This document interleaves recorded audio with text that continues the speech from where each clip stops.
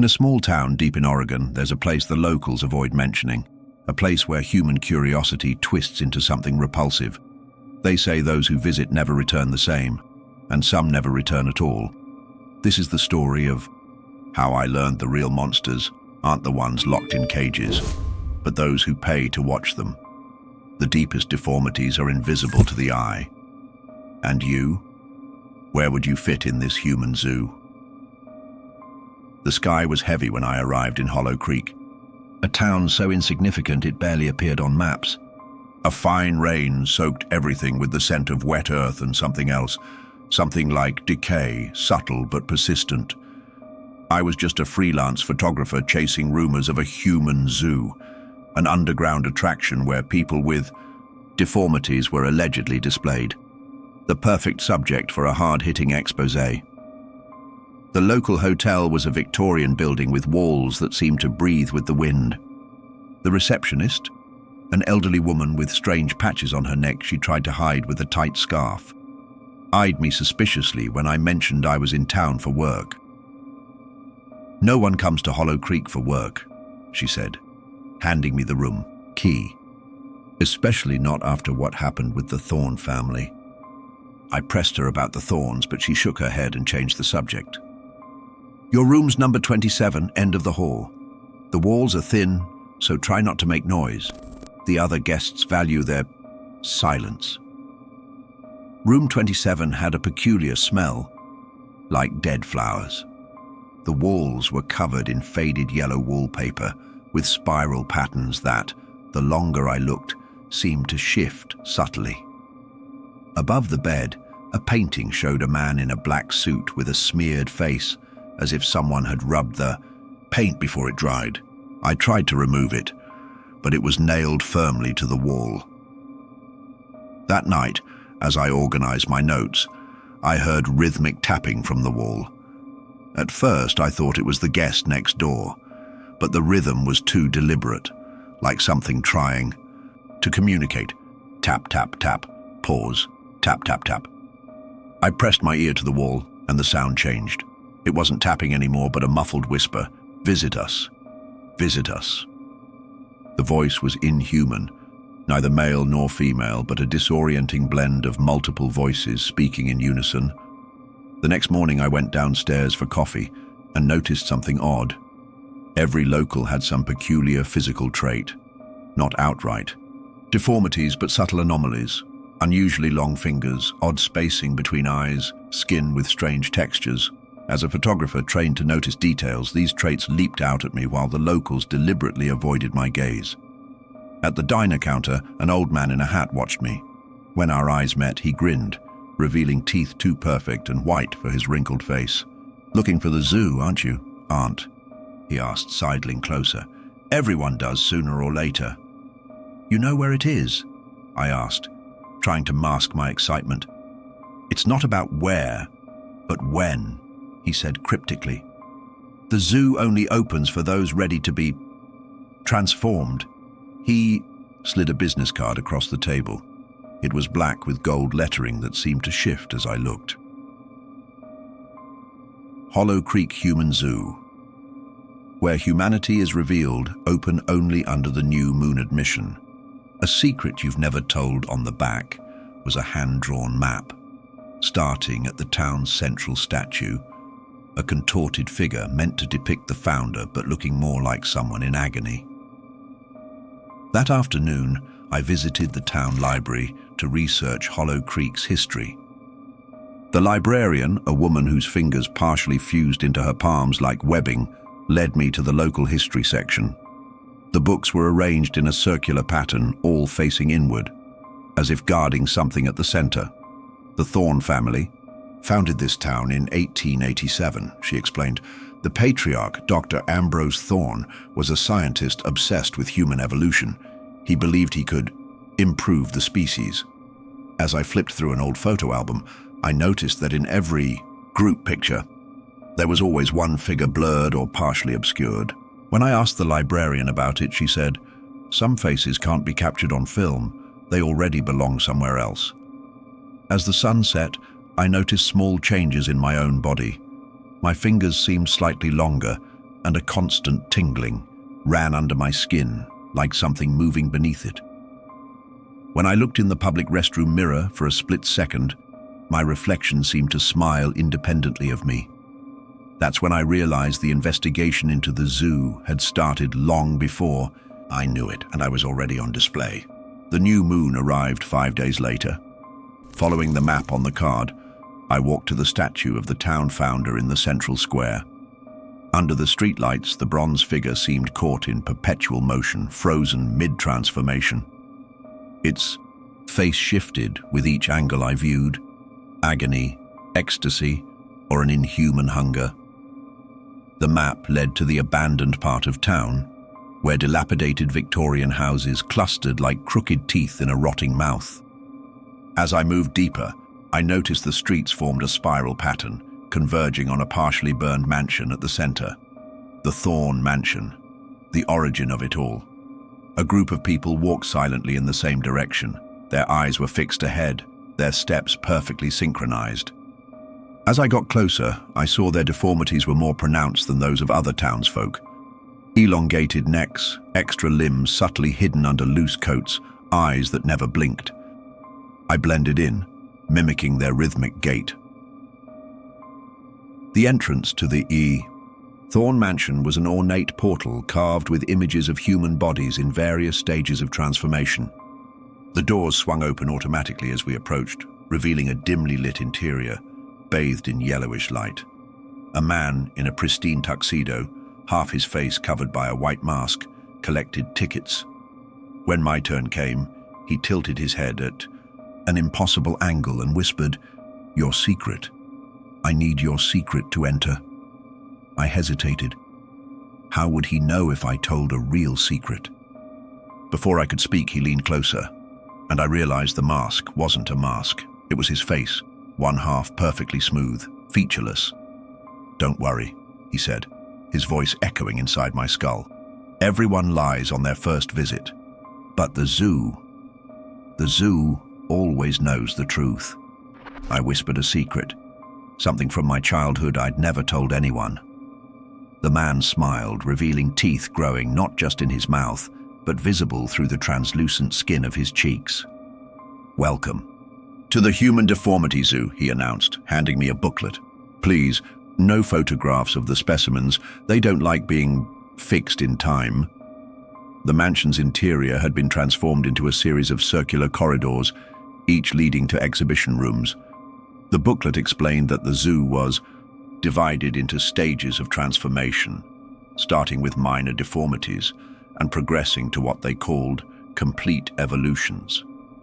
The first room held people with subtle anomalies, mismatched eye colors, unusual skin patterns, slightly altered bone structures. They occupied spaces mimicking everyday settings, performing mundane tasks with exaggerated normalcy, like actors in a silent film.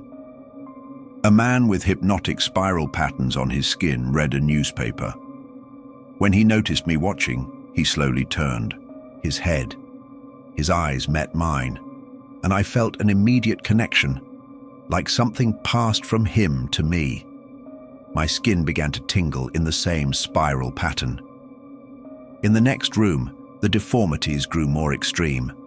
A woman whose torso split into two, separate trunks above her navel knitted with 4 hands. A teenager with eyes multiplying like soap bubbles across his face watched visitors with kaleidoscopic curiosity. In each room, I noticed spectators and specimens exchanging prolonged glances. After each exchange, the visitor left slightly changed, and extra finger, a new skin pattern, an eye that moved independently. "That's how they reproduce," a voice whispered beside me. It was a girl, about 10, with hair so fine it looked like silk threads. "The specimens choose who'll carry the next evolution." "Who are they?" I asked, unable to look away from her. "We're all thorns," she replied, her smile revealing double rows of teeth. "Some by blood, others by transformation. Dr. Ambrose discovered evolution can be guided through the gaze, through desire, through observation." The girl took my hand. Her fingers were warm and damp, like tentacles. "Come see the main exhibit. The patriarch wants to meet you personally." She led me to the mansion's central room, a circular space, like a cell's nucleus, with a single exhibit at its core. A massive glass dome encased what seemed to be a man seated in a Victorian chair. As we approached, I realized it wasn't quite a man. Dr. Ambrose Thorne, or what remained of him, was a pulsing mass of human tissue, vaguely retaining a person's shape. His body was a knot of interwoven limbs, eyes sprouting randomly, mouths opening and closing in different rhythms. At the center of this aberration, a relatively normal face lingered, watching visitors with piercing, lucid eyes. As I stood before the dome, Thorne's eyes locked onto mine. A voice reverberated not through the air, but inside my head. "You came to document, but you'll stay to be documented. Every photograph you've taken stole a soul's fragment. Now it's your turn to be captured." I felt something shift within me, not just physically, but something deeper, as if my very identity were being rewritten. That's when I understood the zoo's true nature. It wasn't a place to display deformed humans. It was a living machine of transformation, slowly converting visitors into new exhibits, and I was already part of it.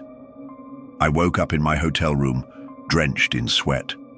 Morning light filtered through the curtains, casting patterns on the walls that vaguely resembled human silhouettes. I tried to convince myself it had all been a nightmare, too vivid, too real. The zoo, the transformations, Dr. Thorne. But when I went to wash my face, the mirror told the truth. My eyes, once brown, now held a subtle spiral pattern in the irises. On the back of my neck, something moved under the skin. A small, pulsing bulge that throbbed in time with my racing heart. My hands shook as I gathered my things. I had to get out of this town immediately. When I opened my camera to check the photos from last night, I found only distorted images, blurred faces and elongated figures that seemed to move even in still shots. Except for one perfectly clear photo, Dr. Ambrose Thorne in his original form, an elegant 19th century man staring straight into the camera. A picture I definitely hadn't taken. At the front desk, the elderly woman gave me a knowing smile. "Leaving so soon? Mo stay, at least until the transformation's complete." "What transformation?" I demanded, my voice higher than usual. She just pointed to the ornate mirror in the lobby.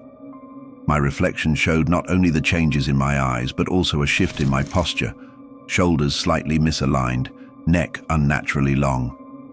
And behind me, almost invisible unless you looked closely, were the silhouettes of others, all with the same spiral pattern in their eyes. "No one really leaves Hollow Creek," she said softly. "Some just wander farther, carrying the zoo with them." I jumped into my car and sped away from that place. With every mile, a growing relief washed over me. Maybe if I got far enough, the changes would reverse. Maybe I could escape Thorne's influence. 3 days later, I reached my hometown. Everything felt normal, comfortingly ordinary. My apartment was exactly as I'd left it. Even the neighbor's cat greeted me as usual. But when I opened my laptop to write about my experience, something strange happened. Instead of a blank document, there was already text. A single invitation. Human Deformity Zoo now. Opening a new branch in your city, grand opening. Next new moon location. Your address panic gripped me as I realized I hadn't escaped. I was the vector, the conduit, the new curator of the zoo. In the weeks that followed, I noticed subtle changes in the people I interacted with. The barista, who always made my coffee, started developing a spiral pattern in his irises after I showed him some normal photos I'd taken in Hollow Creek. My neighbor, after borrowing sugar, began limping slightly, her knee bending in an unnatural direction. The transformation was spreading through me. Every interaction, every glance, every shared photo, it was all a vehicle for Thorne's influence. On the night of the new moon, I sat in my apartment, watching through the window, as people walked toward my building in perfect sync. Their faces were partially transformed, all bearing the same spiral eyes. My phone rang. The caller ID said unknown number, but I knew who it was. "Hello, curator," said the little girl's voice from Hollow Creek. "The patriarch is proud. You've exceeded expectations." "Why?" I managed to ask. "Why me?" "Because you're an observer, a documentarian, someone who captures reality and turns it into something else." Her laugh sounded like shattering glass, just like him. I hung up and looked at my hands. My fingers were longer now, nails sharper. On my apartment walls, shadows formed silhouettes of twisted bodies. When the doorbell rang, I knew what I'd find. On the other side were dozens of people, neighbors, co-workers, strangers, all with spiral eyes, all waiting to enter the new zoo. I realized there was no escape.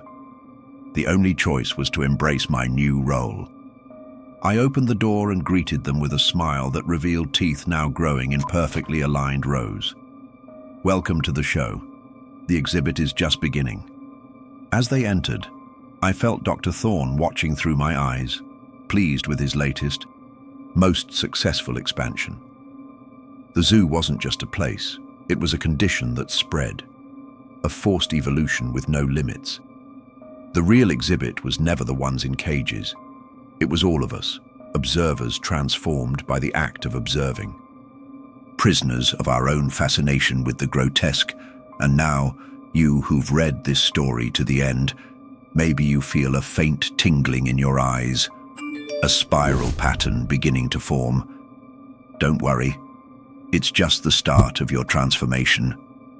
After all, the zoo always needs new exhibits,